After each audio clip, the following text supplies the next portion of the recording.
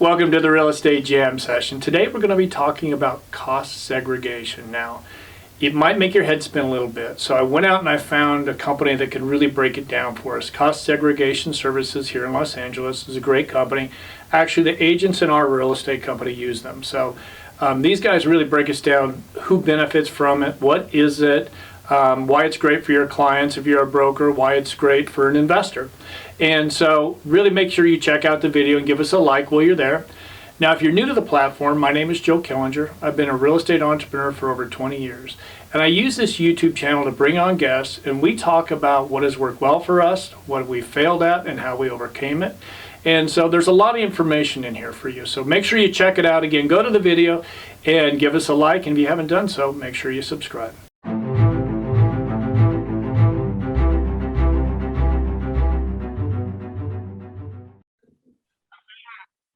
You know, I think the key to this, George and Jodi, is just kind of giving us an explanation what exactly cost segregation is and how does it work. So if one of you could jump on or jump in and explain that to us, please. Sure. So when you buy a commercial building, it automatically goes to straight line depreciation, where your building is depreciated over 39 years.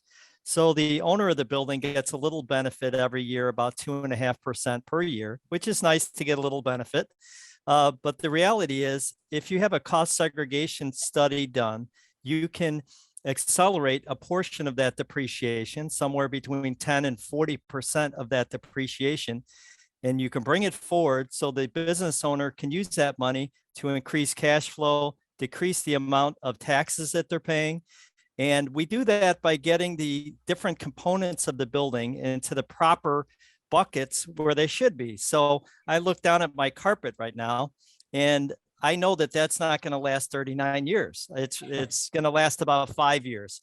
And Right. So flooring goes into the 5-year bucket. And if I looked outside my house, outside my building at landscaping and the driveway and parking lot and that type of thing, that is 15 years. So we're an engineering firm, and we look at every component of the building, and we come out, we take photos, and we review everything. And our engineers basically put everything into the proper bucket.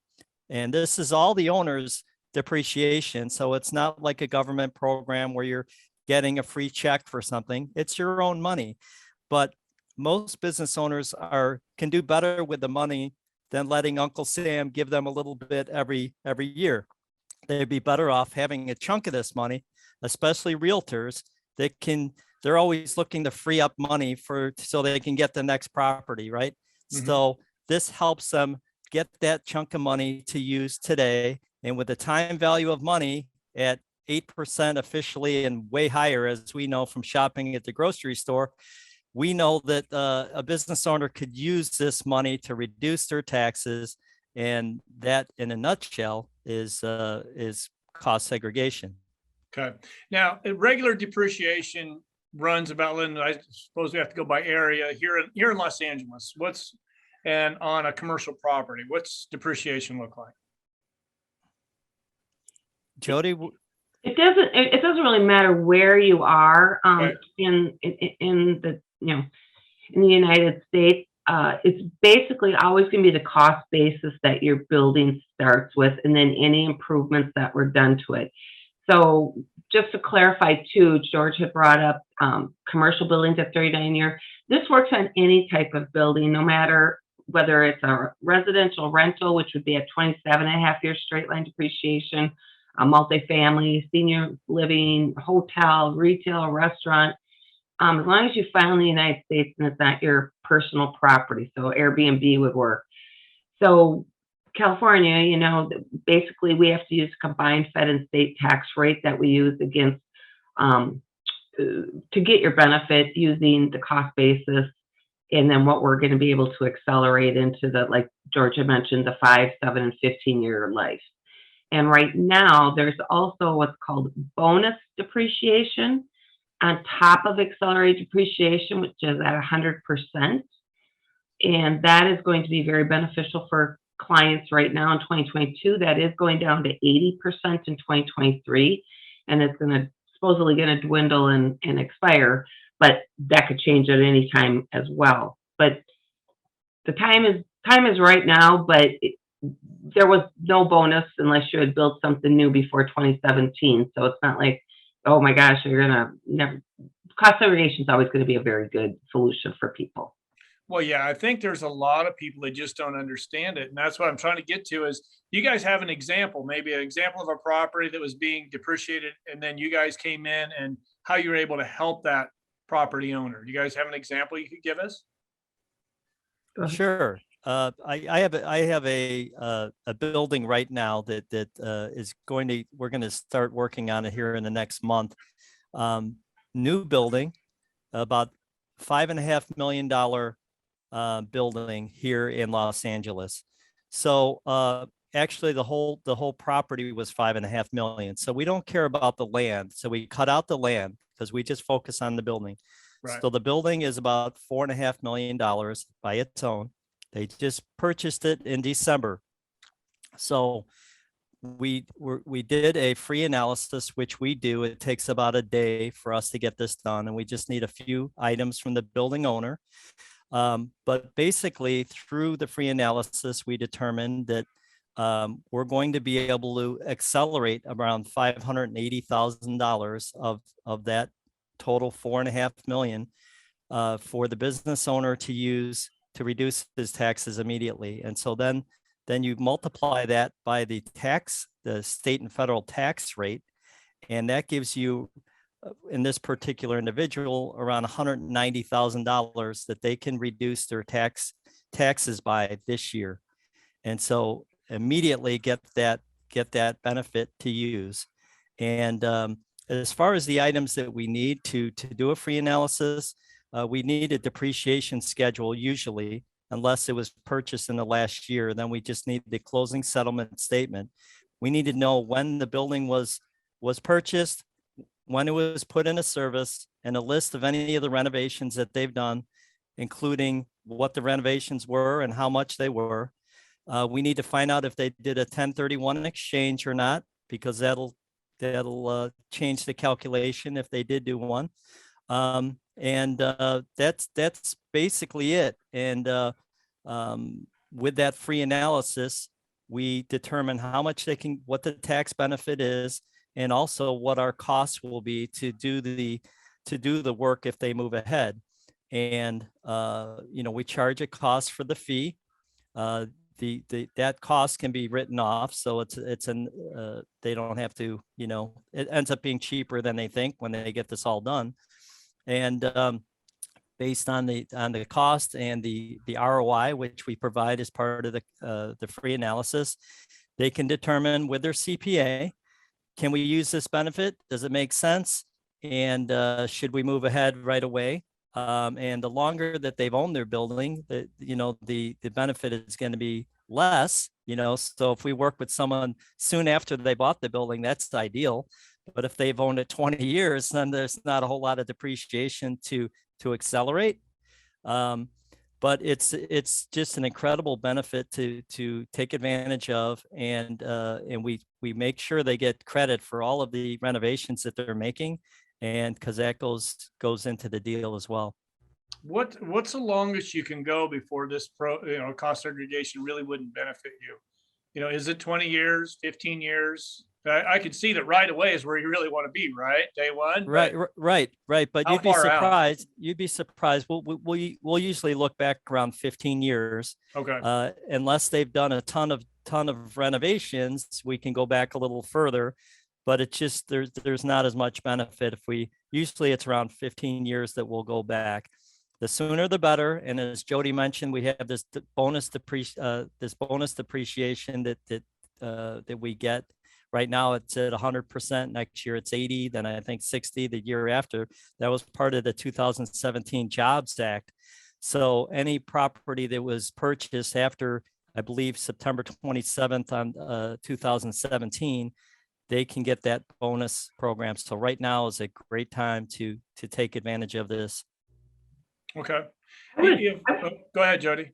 I was just going to say, I would add that, we have us look at anything because, like George mentioned, the improvements, if you've owned a building for 20 years, there's not going to be any depreciation we can help with. But over those 20 years, people have done probably a lot of improvements that we can come in. And it doesn't hurt, doesn't cost anything to have us look, and we find a lot of money. We also scrub schedules for CapEx decisions that were made in the past. So there could be a lot of money sitting there for people too that they hadn't followed what's called the tangible property regulations or TPR regs. So there's a lot of money. And then another kind of thing that I bring up is sometimes people think that, oh, it has to be at least $1 million building, or it's like George's example, 5 million. That's not true either. You know, we can go as low as like 150,000, you know, little rentals thing for there still to be benefit against the study cost. So, you know, it's really worth it to look at kind of your whole portfolio if you are somebody and see what makes sense.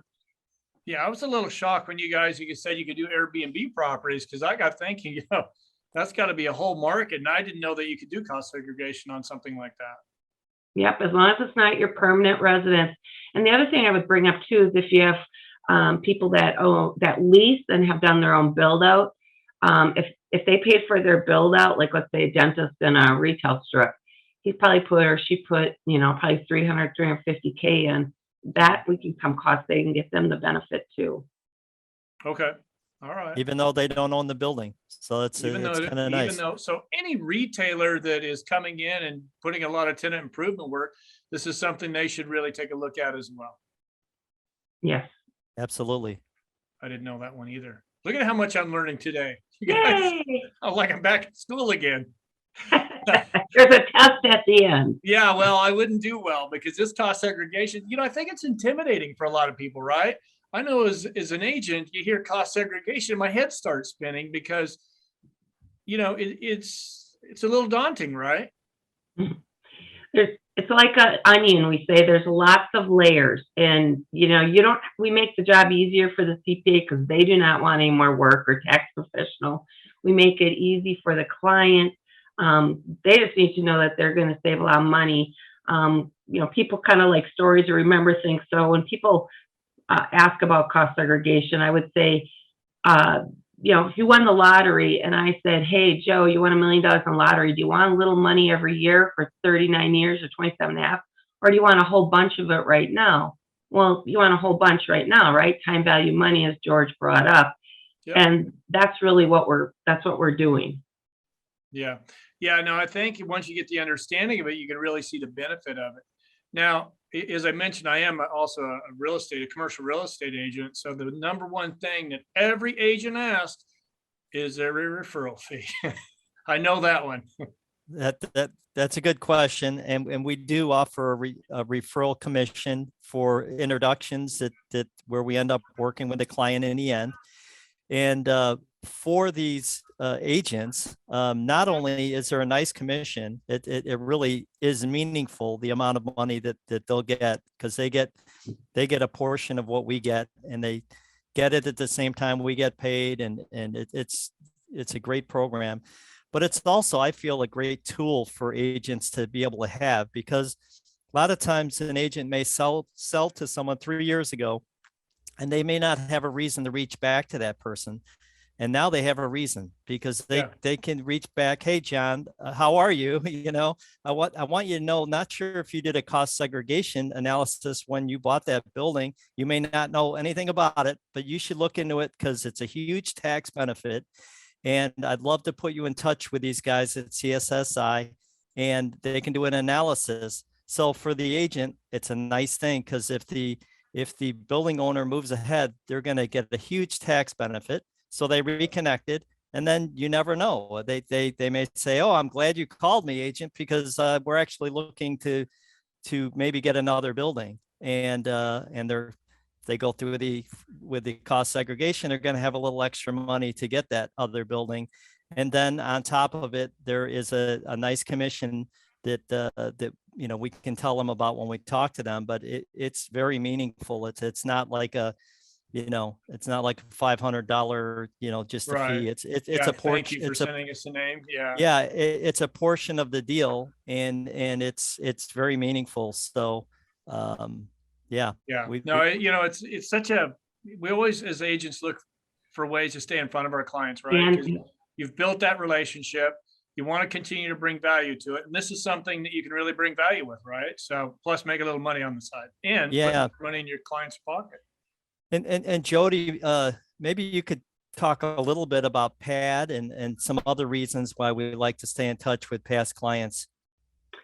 right, so there's a lot of, the cost segregation is kind of the basis. That's what you want to get to. What does this building consist of? Goes into 5, 7, 15, 27 after 39 year. Then you've got, on top of that, you've got partial asset disposition that can come into play. And so basically, if a client had owned a building for, let's say, 5 years, and we cost saved it in now 5 years, they say, oh, I'm going to be doing 500,000 of improvements. There's what's called dollars in the dumpster, I call it. So anything they take out of that building and they throw it away in the dumpster, there's a value to it. And we'll get that money for you, of what you threw away, plus we'll cost save those 500,000 of improvements you've done. Now, the thing for partial asset disposition is you have to have owned the building more than a year, and that's a tax year, not a month-to-month year. So if you bought something in October of 2021 and you did the renovations in February of 2022, that would qualify because the building was in service. That's another key point. The building has to be in service. What people don't sometimes realize is it's a use it or lose it with this PAD. PAD has to be taken the year you do it. So if there's anybody doing any major renovations, definitely they should be talking to George about, what they can get for partial asset disposition. We can always cost save something. That's not a problem. But the PAD has to be taken the year you do it. I should also bring up too, which we hadn't hit on. If you've owned a building more than a year and you've been straight lining it, we will also provide what's called a 3115 form. And that form tells the IRS that you're switching from straight line to accelerated depreciation. If you just bought or built a building this current tax year, then you would just start out with accelerated depreciation. Okay. There's also tangible property regs. Do you want to talk about that, George? Yeah, let's touch on that. We've got the crowd. Let's do it. Yeah. Before we get into that regarding the PAD, just an example is that if a lot of times manufacturers, they'll go in and switch out everything to LED lighting. And the LED lighting salesperson may say, well, we get these great rebates from the energy company. And so you're very focused on the rebates that you're getting and this and that. But what you forget is you're pulling out all this old stuff that you don't realize has a value. You throw it in a dumpster, and by taking advantage of that PAD, you get credit because we figure out what the life was still on that product that was removed, and also the cost of removal and the cost of hauling it away. So it's that type of thing that's very helpful. And yeah, Jody, if you could tell us about the other program, that would be great. So there's tangible property regulations, like I think I tapped on a little bit, that we will scrub the schedules for decisions that have been made in the past. But basically, tangible property regulations are in big favor of the client. So once you've done a cost segregation study, anything you have done on your building, you would want the contractor to break it out into 3 things, and that's tear out, disposal, and replacement. For example, let's say you have made up numbers now, 100 windows, and we gave them $100,000 value. Okay, 2 years from now, the windows go bad, whatever, you need new windows. The contractor says it's going to be $150,000. $25,000 is going to be to tear out those windows, $25,000 to dispose of them, and then $100,000 to get new windows in. Because you had done a cost segregation study and we had given a value to those old windows, you can now expense the tear out and disposal. You will have to capitalize the replacement. The caveat to the repair regs or the TPR regs is if you do 33% or less, you can expense everything, tear out, disposal, and replacement. So like for that example, if you did 33 windows this year, you'd be able to expense everything. It's going to take you 3 years to get new windows, all new windows, but you've been able to expense everything. Where this really comes into play for like multifamily and hotel people, they're 100 unit apartment, they're switching out probably 20 apartments every year, trying to, get them up to speed so the rent can be increased. And so it's a big tool, huge tool for their tax professionals to be able to make these CapEx decisions in the client's favor. I've learned so much today. I feel like I want to just keep going. Yeah, it's like, okay, you know what? And I've been an investor for a lot of years, and we've done this and it works. And, I just think there's a lot that somebody can learn from you guys just by having a quick conversation. And, what's the, from the day somebody hires you, what's the average length of your turnaround to do a full cost seg? So we, first of all, we do the free analysis, and that Right. takes about 24 hours once we get all the items. And some people can get me the items in 15 minutes, and sometimes Yeah. you're like taking 3 weeks. And just send it to me, will you? But so once we get the items for the free analysis, it takes us a day. They share it with their CPA. Once they've determined that they want to move ahead, it's traditionally 6 to 8 weeks for the entire process. Okay. And that process starts with someone from our team going to the building and taking photos of every square inch of that building, outside, inside, landscaping, security systems, HVAC, lighting, anything you can imagine. We basically open every door in there, and then that's the first day. And then we'll collect any information that the building owner may have. That could be appraisals that were done in the past. That could be blueprints, a list of any of the renovations. They could send invoices, whatever they want. But we based on the person we're dealing with, we don't want to overwhelm them. If they don't have certain items, we move ahead with what we can get. But we get that all down to our engineers. They're in Baton Rouge, and they work on this engineered based study, and it's very in depth. And in the end, the documents that we provide, it makes it very easy for the client CPA to basically put this right into their taxes so they can take advantage of the tax benefit immediately. And then they have this living document that's just terrific, as Jodi mentioned, that you can look back so the value of everything within your building. So to answer your question, it's 6 to 8 weeks from the day we get started with the site visit and go through their building. And then during the process, sometimes there's a little bit of back and forth, but we try to do all the work so our clients don't have to do any of it. They get us some of the initial things that we need. We go away and we get this work done, which includes all the engineering things. And then we complete that 3115 form, usually because we do it at a rate that's way less than most CPAs can do it for. And most of them don't even want to get involved with it. And Sure. so it's important to note that we're an engineering company, and because there are some folks that'll do cost segregation that aren't engineers. And typically, the difference. If you ask a client, did they come out and take pictures? And right then they're like, no, they never did that. So you kind of Right. know.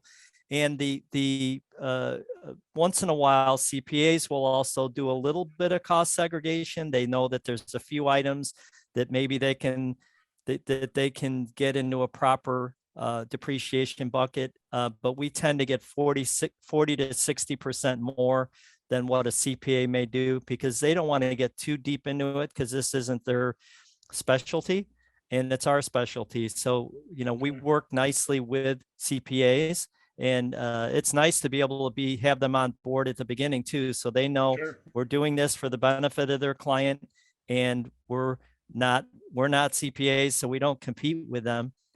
So we work nicely with them. In fact, we have a lot of CPAs who are referral partners because we can help out their clients. Absolutely. I can see that. Well, Jodi, George, this has been a lot of information. I appreciate it very much. I know George is my contacts. I'll put George's contact information down below. And if anybody wants to reach out to you, they can go there. Unless, George, do you want to give them your contact information right now? Sure. My contact information, I'll give it to you, but it's G Brumis. Brumis is my last name. GBRUMIS is in Sam at costsegregationservices.com. GBRUMIS at costsegregationservices plural.com. And my direct phone number is 773-742-2930.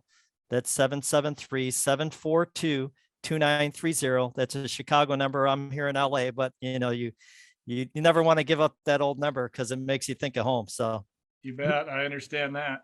Well, Jodi, George, thank you very, very much for doing this show today. Lots of information. I'm sure there's going to be people reach out to you. And for those of you watching, thank you for tuning in today. Make sure you give this video a like, and if you haven't done so, make sure you subscribe. thank you, you, Joe. guys. We Having really us, Joe. appreciate the Appreciate it. opportunity. Thank you, Jodi.